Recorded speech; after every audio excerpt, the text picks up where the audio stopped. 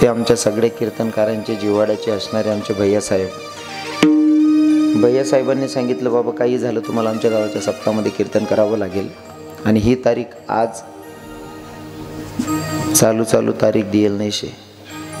तुमना गावना भैयासाहेब म्हणजे एक नंबरने चालू माणूस मायच्यान कधी हाय. कमीत कमी 5 महिना पहिली तारीख दिली शे बाबा.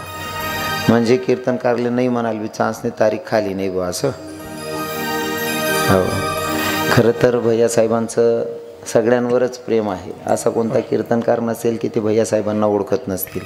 भैया माणसानं जीवन जगत असताना असं जगावं, आपले नाव काढतील यात विशेष नाही, प्रत्येकाच्या मुखातून आपलं नाव निघावं. आणि अजून शेवटी असं म्हणेल, मेल्याच्या नंतर दुश्मनाला सुद्धा वाटलं पाहिजे की अरे यार अजून 1-2 वर्ष जगायला पाहिजे होतं. असं जगणं जर शिकायचं असेल तर आमच्या भैयासाहेबांकडनं शिकावं. प्रत्येक माणूसले कितला का दुःखा माराय ना असं बोलत असं. हो, घरून आलो मी, इतका तब्येत खराब माझी, काही सुचत नव्हतं. आत्ते पण साहेब मला असं वाटाय ना मी पुरा ठावी जायला, काही सुधीर नाही ना. पण साहेबांनी लगेच डॉक्टर साहेबांना बोलवलं, 2 इंजेक्शन दिले, गोळ्या दिल्या. काळजी करू नका, 2 तास तुमले बोर होऊ द्या आणि एवढी गॅरंटी म्हणे. तुमले असं वाटणार आजारी कीर्तन मातेने उपडी जावं भाऊ, माराव नाही मी म्हणा दुश्मनांना खांडे खावाशिवाय जावं नाही. अजून माझ्यावर नितांत प्रेम करणारे दुसरे मृदंगाचारी आमचे ऋषी बाबा मोगनकर, अजून आमचे जळगावचे पृथ्वीराज दादासाहेब आलेले आहेत. भागाभागातून परिसरातून बरेच श्रोतेगण आलेले आहेत. साहेब अजून मला दादांचं नाव नाही माहिती, पण आमचे दादाश्री पण आलेले आहेत. हो, बोलू नका भाऊ, बोल नका रे आप्पा. तुम्ही बोलतात ते माल कसा लेखावून देणं पडतात रे का, तुम्हीच कमाईले येतात ना. व्यर्थ बडबड करायचं नाही. आपला कीर्तन मग वायबार बडबड करणारच ना आपले रागेस विचार तिथलंच उत्तर द्या. आणि मनस कीर्तन म्हणे जीवन जगानी पद्धत बदलाय टाकानी. वायबार बडबड करायला नाही, आपला बोलाना 51 भेटतस तरच बोलो म्हणून बोलणं समजी राह ना का. व्यर्थ बडबड करायला नाही, आपला बोलानी किंमत वसवेन तरच बोला ना. नाही ते बाकीना बिनकाम टन करतस. घरना बी किजरी जातं, गली आलीवाला बी दकीच दरवाजाला उन्हा भो कटकट्या. असं नको आहे. प्रमाणशीर बोलायचं माणसानं. आपल्या बोलण्याची किंमत झाली पाहिजे का भगवानांना. यश भैया शूटिंग चालू आहे. हां, भागाभागातून परिसरातून आलेले सगळे श्रोतेगण, प्रत्येकाची नावं घेणं काही शक्य होणार नाही. कारण मी जर का बाकीनाच ना नावी लिहिणार, बाकीनाच ना सुटी घ्यात तर बाकीना सांगते झाले रे असं यश आलं ते चिकना नाही. आणि बटाच ना जर नावे लेवाल गो 2 तास नावे लेवा मग निघ जातील. तुम्हीच सकाळी सांगशात कीर्तनकार होता का बाट होता आमले समज नाही. म्हणून तुम्ही आलेले सगळे श्रोतेगण माझ्यापेक्षा ज्ञानामनाने मोठे असतील. प्रत्येकाच्या पायाला स्पर्श करतो आणि अभंगाकडे वळतो. विठ्ठल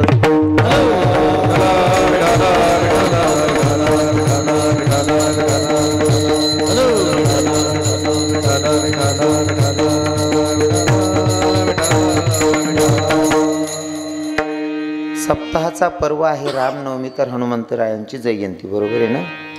रामनवमी तर हनुमंतरायांची जयंती हा तुमचा सप्ताहाचा पर्व आहे. रामनवमी भगवंत जन्माला आले, देव जन्माला येत आहे, तर देवाच्या बापाला सुद्धा कर्म चुकत नसेल तर तुम्हाला मला सोडेल का. रामनवमीचं थोडं चरित्र सांगेल लक्षपूर्वक ऐका. कदाचित आजचा माझा 4था दिवस आहे. पहिले कीर्तनकार तुम्हाला रामनवमीचं महत्त्व सांगून गेलेच असतील, राम जन्म सांगूनच गेले असतील. सांगी घ्यात ना, राम जन्म सांगावी ना. हा बिने नाही बिने बहिणी सोन तुमले का मंत्रीना द्यायला पैसा उपाडले घ्यात आम्हाला कीर्तन. तुम्ही इथल्या शांत कसं काय घ्या. तुम्ही बोलत राहा थोडंफार. तुम्ही काय गरीब नाही राहिले तर ते मंत्रीना बहिणीच येते बोलत जा.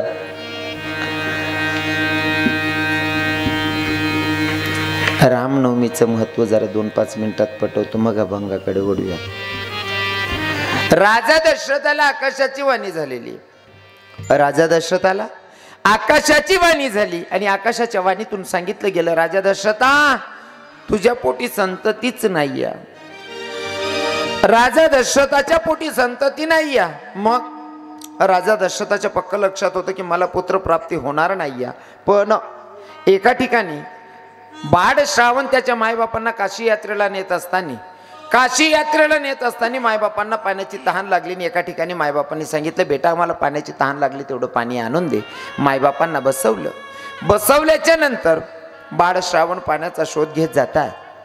पाण्याचा शोध घेताय, पाणी दिसलं, ती झारी बुडवली.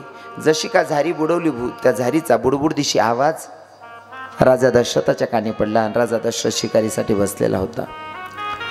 राजा दशरथ शिकारीसाठी बसलेला. राजाला असं वाटलं, झारीचा बुडबुड दिशी आवाज कानी पडला. राजांना वाटलं कोण्या प्राण्याचा, पक्षाचा, डोळाच, कोणी प्राणी पाणी पितोय, प्राणी पाणी पितोय असं बघून जसा का बाण सोडला तसा बाळ श्रावणालाच लागला. श्रावण बाळच्या हृदयाशी तो बांध खेळत होता. राजा दशरथाला आवाज आला, ओळखला, अरे आपण प्राण्याला नाही कोण्या मानवाला बाण मारलेला आहे. जवळ आले, बघतात, कोण रे बाळा? म्हणले मी बाळ श्रावण. इथं काय करतोय?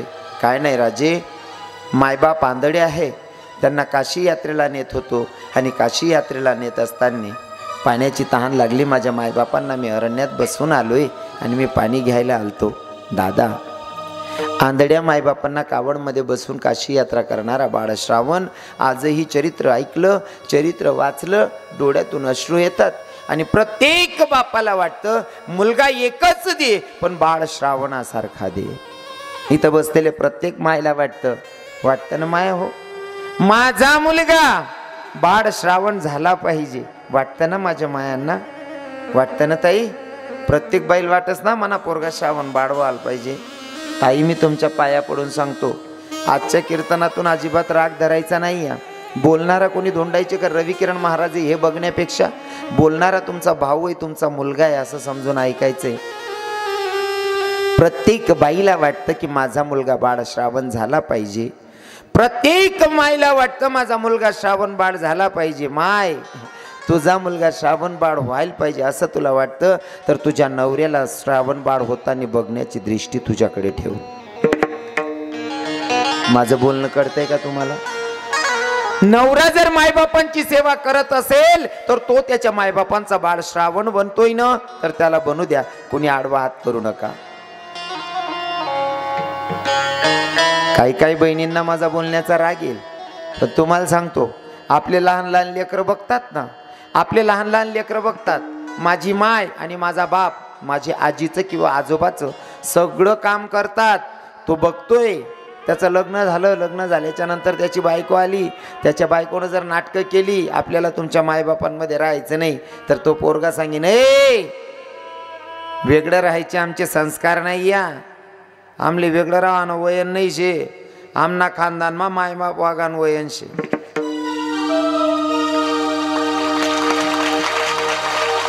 हाय कवय सांगे तो पोऱ्या, हाय कवय सांगेन, जवय मायबाप सासू सासरा आपला पण शेतने आपण सेवा कराय नो तवय आपला पोऱ्या त्यान बायकोला सांगेन. बरोबर आहे का नाही? हा, प्रत्येक सुनबाईला या भावाचं पाया पडून विनंती असेल, ताई राग अजिबात धरायचा नाही. जोपर्यंत सासू सासऱ्यांची सेवा करत नाही तोपर्यंत तुम्ही तुमच्या सुनबाईकडनं अपेक्षाच ठेवायची नाही. कारण आपण जेव्हा माहेरवरनं निघतात ना, माहेरवरनं निघतात तेव्हा तुम्ही सांगून येतात तुमच्या भाऊजाईला, वहिनी देख मन बापले सकाळ मा चहा लागस तेवढी एक कब्बर चहा काय देत जाऊ माय, म्हणजे तुन बापले चहा लागस म्हणे, तुन भाऊ जायला सांगी राहिने नाडे सासूला चहा पाजा मग काय मरण राही ना तुले. अपेक्षा एकाकडनं ठेवायची नाही. हां, थोडं पाया पडून माफी मागतो. मालबया साहेबने त्या गंटोची घ्यात, पण आपला खरा जीवडा आहे. मायनी शपथ माल पुल्ली तारीखनं तोल कराना धंदा नाही आवडत. हा, आपलं रोकडा कामराज काढतून खिचडीन लय मन बोगणं, विठ्ठल विठ्ठल.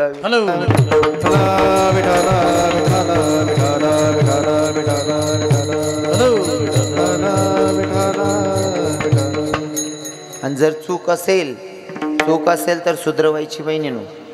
चूक असेल तर पुन्हा ती चूक होऊ द्यायची नाही. कारण मला नाही माहीत तुम्ही कोण कसं वागतात. कीर्तनकार म्हणजे रेडीमेड कपड्याची दुकानं असते. कीर्तनकार म्हणजे रेडीमेड कपड्याची दुकान असते. ज्यांना माप न बसणं त्यांना गालीन निघ जाणं. एकनासाठी कपडा शिवावतात नाही आडे. ज्यांना माप न बटणं त्यांना गालीन निघ जाणं. हां, पण प्रत्येक सुनबाईनं सासू सासऱ्यांची सेवा केलीच पाहिजे. पण पण एकला ते टाळी वाजत नाही, सासू वासनी बी समजी लिहायला पाहिजे. बाकीने सासवा इथल्या किडा पाडते ना. सुनबाई जर का अंडोनी गाडीवर बटीन कोठे जासोय ना, अंगणमा बटणी का सुनबाई वट्ट अर्थे दकवो बिकू दकवो कशी मुसडता आणि बटणी दकवो.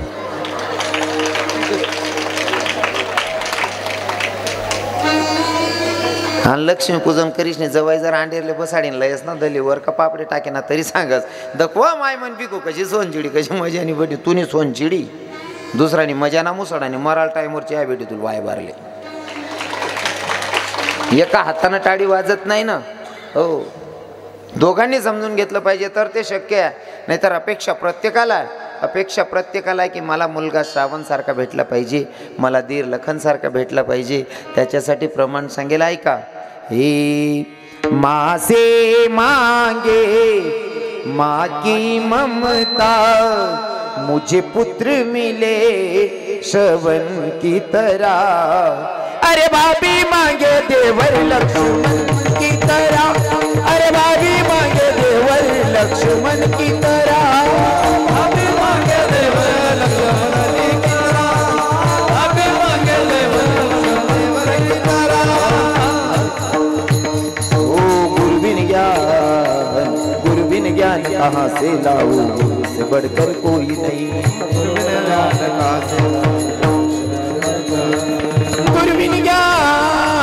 गुरबिन ज्ञान कहाँ से लाऊं, गुरु से बढ़कर कोई नहीं. गुरु से बढ़कर कोई नहीं. गुरु मांगे शीश एकलव्य की तरह. अरे भाभी मांगे देवर लक्ष्मण की तरह, भाभी मांगे देवर लक्ष्मण की तरह.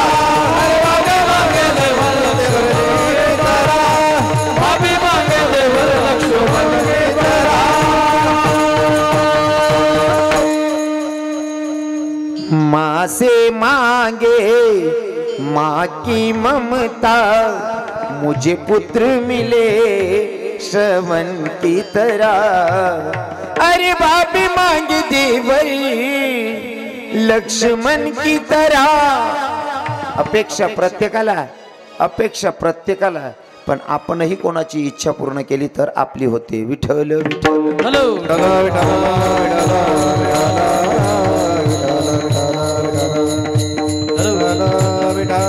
श्रावण बाणनं सांगितलं राजा दशरथाला, राजा दशरथा, राजे माझे आंधळे मायबाप पाण्या वाचून बसलेले आहेत म्हणले तुम्ही तरी पाणी पाजा, पण जोपर्यंत माझे मायबाप पाणी पित नाही तोपर्यंत मी मरण्याच्या दारात आहे असं सांगू नका. गपगुमान अगोदर पाणी पिऊ द्या. राजा दशरथानं भरलेली झारी हातात घेतली, श्रावणबाळच्या मायबापांपर्यंत पोहोचले. आवाजाचा पावलांचा आवाज ओळखला. आवाज ओळखल्याच्या नंतर सांगितलं श्रावणबाळच्या मायबापांना, लेका आलास का रे श्रावण? पण राजा दशरथाला सांगितलं होतं जोपर्यंत माझे मायबाप पाणी पित नाही तोपर्यंत बोलायचं नाही, नाहीतर ते पाणी पिणार नाही. राजा दशरथ बोलत नाही. राजा दशरथाला त्या आंधळ्या मायबापांनी सांगितलं, बेटा श्रावण, जोपर्यंत तू बोलणार नाही तोवर आम्ही पाणी पिणार नाही. राजा दशरथाच्या लक्षात आलं आता आपल्याला बोलावं लागेल, नाही तर असं पण पाणी पिणार नाही. मग राजा दशरथानं सांगितलं, बाबा तुमचा श्रावण बाळ माझ्या हातून मरण पावला, माझ्या हातून बाण लागलेला आणि पाण्याची झारी आणणारा तुमचा श्रावण बाण नाही, मी राजा दशरथ. आंधळ्या मायबापांनी बसल्या जागी राजा दशरथाला श्राप दिला. राजा दशरथा तुला आमचा श्राप आहे. आज जसा मी पुत्र वियोगाने तरफडून मरतोय ना, तसा तू सुद्धा पुत्र वियोगाने तरफडून मरशील. राजा दशरथा तू सुद्धा पुत्र वियोगाने तरफडून मरशील. राजा दशरथाला दुःख वाटत होतं. कोण्या आंधळ्याच्या मायबापांची काठी आपण हिरवली, पण मनाला छोटंसं एक समाधान असं होतं, आकाशाची वाणी झालेली मला पुत्रप्राप्ती नाही, आणि हे जर आंधळ्या मायबापांचा शाप असेल, हा शाप जरी खरा ठरला तरी मला मुलबाळ होणार आहे, या आशेवर राजा दशरथ जगत होते. आणि रामायणामध्ये गोड चिंतन आलेला एका ठिकाणी पुत्रकामेष्टी यज्ञ, आणि पुत्रकामेष्टी यज्ञेमध्ये तो प्रसाद राजा दशरथाच्या तिघी राणींना खाऊ घातल्याच्या नंतर तिघी राणांना दिवस येता. सगळ्या तिथ्या वाट बघत होत्या भगवंताच्या जन्माची. की आमच्या दिवशी यायला पाहिजे, पण नवमीचं नशीब उघडलं आणि नवमीच्या दिवशी माझे प्रभू जन्माला आले. नवमीच्या दिवशी माझे ब्रह्मांडाच्या धनी जन्माला आले. तो जो प्रसाद होता का, तो प्रसाद एका घारीनं उचलला, झडप मारली आणि तो प्रसाद घेऊन जात होती. घार घेऊन जात असताना अंजनी माता तप करत होती. अंजनी माता तप करत होती. तप करत असताना हात असे होते ठेवलेले. जसा का प्रसाद पडल्याबरोबर अंजनी मातेच्या हातात प्रसाद पडल्याच्या नंतर अंजनी माताचे डोळे उघडले. समोर डोळे उघडल्याच्या नंतर प्रसाद बघितला, पण समोरच झाडं होती आणि झाडांवर एक माकड असं उड्या मारत होतं. तो प्रसाद मायने तोंडात टाकला ना, तेव्हा नजर गेली झाडावर आणि झाडावर एक माकड उड्या मारत होतं. बरं का, हनुमंतरायांना शेपूट आली. मला सांगायचं कारण जरा वेगळं असतं. हनुमंतरायांना शेपूट आली त्याचं कारण असं होतं, जेव्हा ठरलेलं होतं की मी जन्माला येणार आहे, तेव्हा पार्वती माता म्हणते मी पण येईल, मी पण तुमच्या सोबत येईल. तेव्हा हनुमंतरायांना सांगितलं तुला यायला चालणार नाही, मला ब्रह्मचारी जायचे प्रभू रामचंद्रांच्या सेवेसाठी. पार्वती माता म्हणते प्रत्येक अवतारात मी तुमच्या सोबत आहे, मला एकटीला सोडून जाशाल का? तर हनुमंतरायांनी शेपटीला सोबत नेलं, म्हणजे पार्वती माता म्हणजे ती शेपूटच आदिशक्ती आहे. हो, पण दुसरं कारण, अंजनी माता जेव्हा प्रसाद तोंडात टाकत होती, अरण्यात बसलेली झाडावर एक माकड उड्या मारत होतं. त्याला आपली भाषा मग काय म्हणतात रे पोरेवन? माकडाला काय म्हणतात आयराणी? मग वांदर. हे रे वांदरे, असो वांदर नाही रे, त्याला वानर म्हणतस रे काका. हो वानर, वा नर. वांदरे आपला राहतस कदा बी कुदत फिरतात.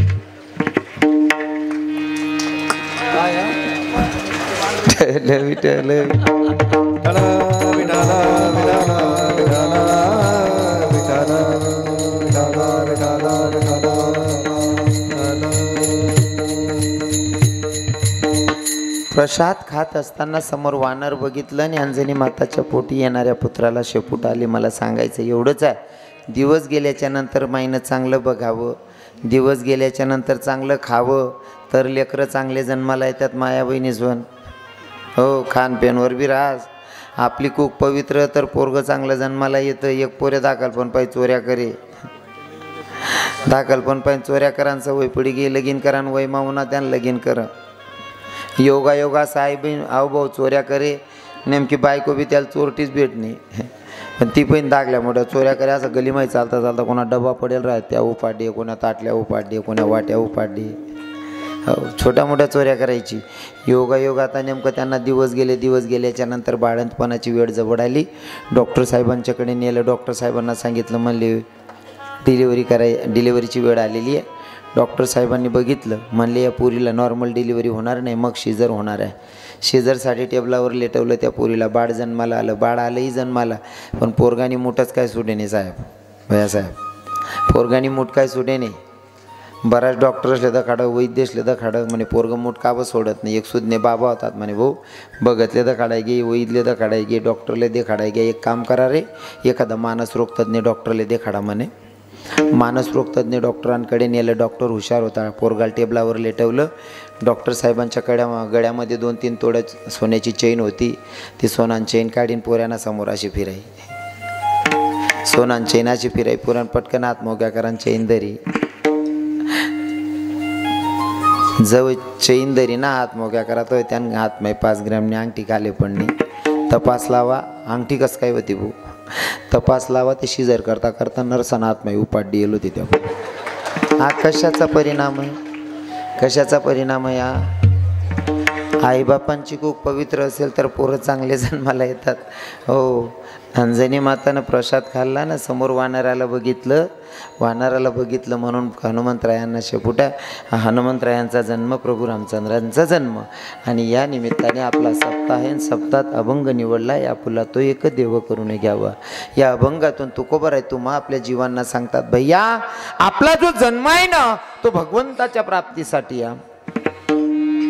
आपला जो जन्म आहे तो भगवंताच्या प्राप्तीसाठी आहे. आणि जर का जन्म समुद्राला पोहोचतो तसा भाव चांगला ठेवायचा. भक्ती कोणत्याही देवाची करा, भगवंतापर्यंत पोहोचते. आणि तेच काम आपले तुकोबाराय सांगतात, जीवनामध्ये भगवंताला आपुलसं करायचे. महाराज सांगतात अभंगाच्या प्रथम आपुला तो एक देव कोणी घ्यावा, आपुला तो एक देव कोणी घ्यावा, आपुला तो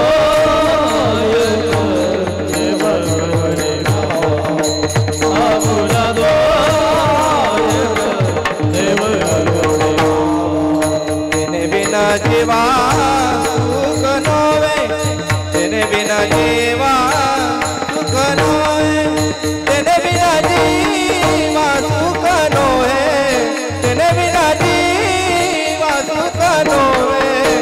हिरते माईक दुःखाची जगाती, हिरते माईक दुःखाची जगाती.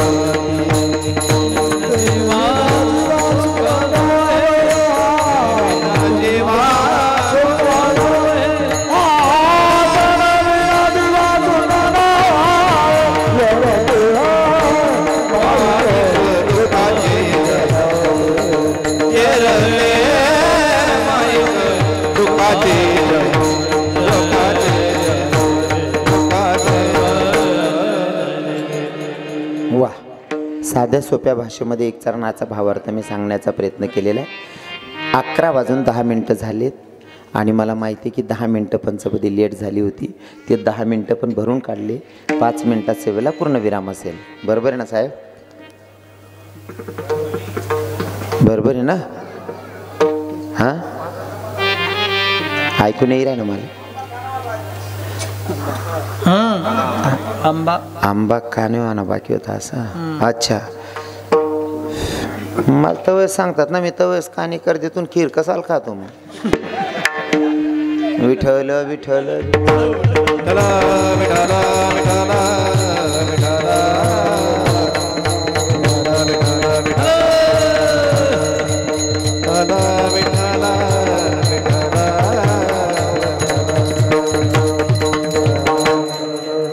ऐका, साध्या सोप्या भाषेमध्ये मी एक चरणाचा भावार्थ सांगण्याचा प्रयत्न केलेला आहे. भगवंताला आपुलसं करायचं असेल तर त्याच्यासाठी सगळ्यांनी हाताने टाणी मुखाने नामचिंतन करायचं. काळजी करू नका, झोप आहे आंबा बी सांगसू, फक्त अंतकरण पायी भजन करा नाही ना. सर्वांनी टाळी वाजून भजन गायचे. संदीप बाबा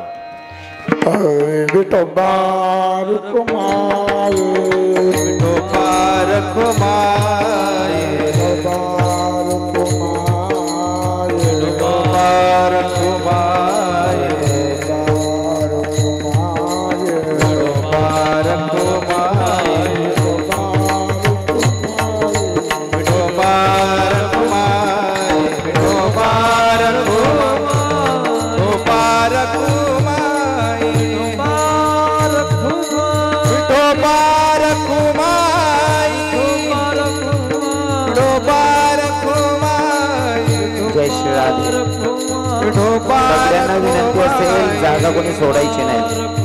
विठोबा रखुमा, विठोबा रखुमा, विठोबा रखुमा,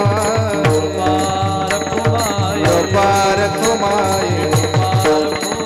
विठोबा रखुमा, विठोबा रखुमा, विठोबा रखुमा, विठोबा रखुमा, विठोबा रखुमा.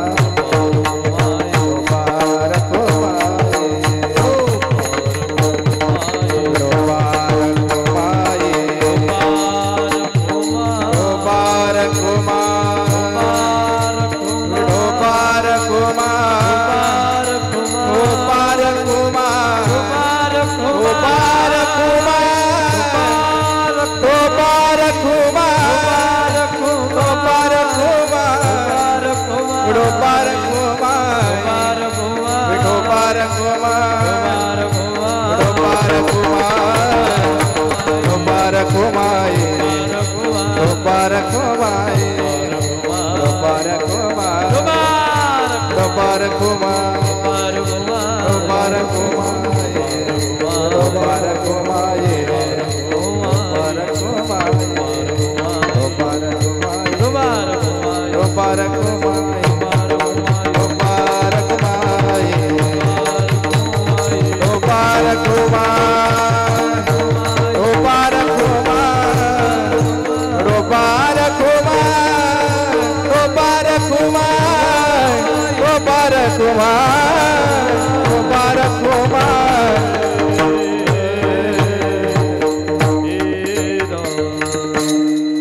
भजन गायला सांगितलं तर कोणी कोणी भजन गायलं. दादा आवाज क्लिअर करा.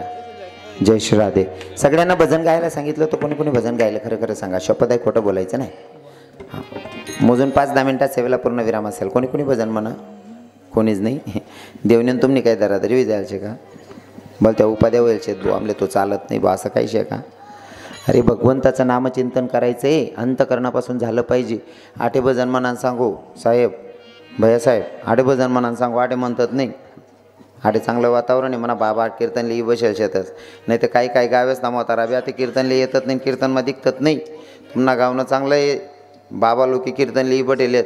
मी कार्यक्रमला जाई राहीन. तू एक 75 वर्षानं म्हातारा स्टँडवर गाणं म्हण राहीन तर ऋषीबा संदीपबा 75 वर्षनं म्हातारा गाणं म्हण राहीन तर हे हरी आस्ती निहायत निरात दारू पिनास मी नशामा खोटाना बोलाव धोके बासती. 75 वर्षनं म्हातारा म्हण राहीन तर धोकेबाज धोकेबाज धोकेबाज वतीरती.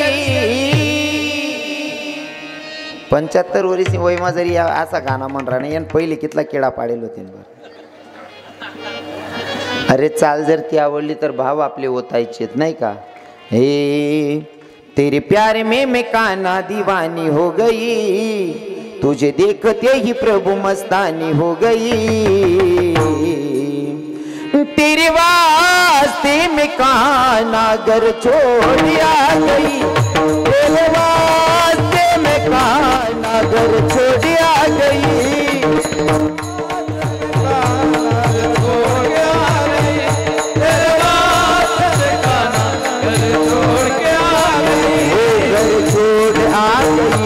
मैं द्वार छोड़ आ गई, छोड़ आ गई, मैं घर छोड़ आ गई, मैं द्वार छोड़ आ गई, घर छोड़ आ गई, द्वार छोड़ आ गई. तेरे वास्ते में काना घर छोड़ आ गई, तेरे वास्ते में प्रभु घर छोड़ आ गई.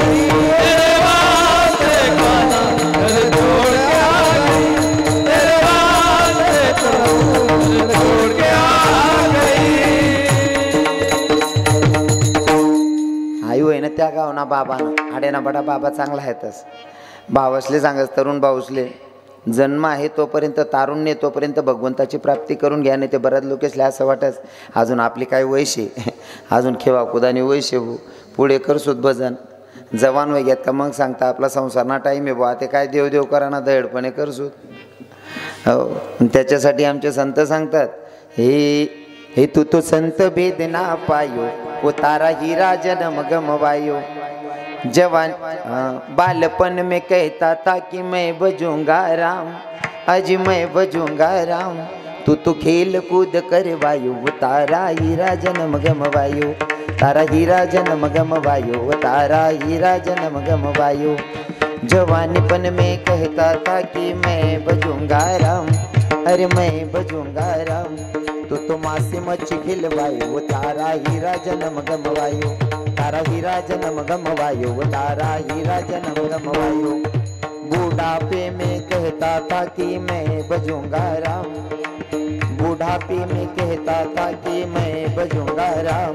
तू तो खाज खोज करवायो वो तारा हीरा जन्म गमवायो, तू तो खाज खोज करवायो वो तारा हीरा जन्म गमवायो, तारा हीरा जन्म गमवायो, तारा हीरा जन्म गमवायो. आहे त्या जागेवर सावध व्हायचं आणि भगवंताची प्राप्ती करून घ्यायची. नाही ते या भाऊसले तरुण भाऊसले आठे म्हणान सांगू का आठे म्हणतात नाही. मग या कवय म्हणतात भैया साहेब एखादी पूर्ण असले व्हॉट्सअपले ब्लॉक कर मग या पडेल बी तडाना आडे बट्टस. आणि रातना 11 नंतर ड्युटी चालू होशी असणी. रातना 11ले मन गुणगुणाव तशा पडेल बी तडाना आडी. हे पाखरा आजाद केले तुला बावरे. तू नाही आजाद कर रे, तू न पाखरू ऑलरेडी आजादच होत रे. उलटून पाखरानं पहिले ठरेल होतं मन लगीन निघून द्यावं येड आलेच वाढायला लावतो आज. अहो सांगच पाखरा आजाद केलं तुला फक्त मोबाईल न रिचार्ज मारा तरी येल होत रे बानट सुरत ना. उलटून पाखर लगीन करीन जास ना तर 3 वरीस मायस 1 वरीस न पोरग कड्यावर रास. अहो चौक याल देखील सांगायची ना पाखरा बघ भाऊ मामा कसा बसलाय बघतो कत जाई तुला पाखरा. हा अरे त्या पाखराला म्हणण्यासाठी काय उद्धार होणार नाही दादा. म्हणायचं असेल तर माझ्या भगवंताची स्तुती करायची चाल कसली असू द्या. माले गाणं कोणतं बी राहू द्या मी लगेच भाव म्हणा भगवान नावतच. हे नादा ये दिल मेरा अब ये मेरा ना रहा ना रहा देखते ही देखते हवाले ये किया देखते